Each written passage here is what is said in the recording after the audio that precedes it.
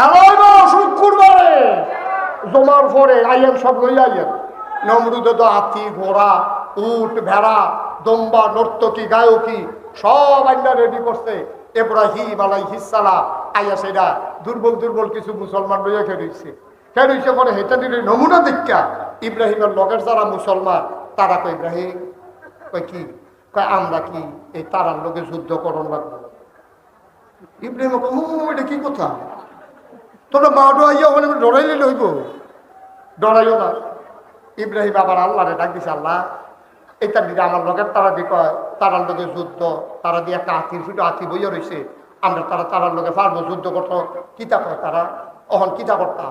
আল্লাহ ডাক দিয়া কয় ইব্রাহিম ও ইব্রাহিম তারা এরকম মাঠও থাকতো, যা করার আমি করাম। সুবহানাল্লাহ বলেন না? মাঠ ছাড়িস না, মাঠ ছাড়িস না, যা করার আমি করাম।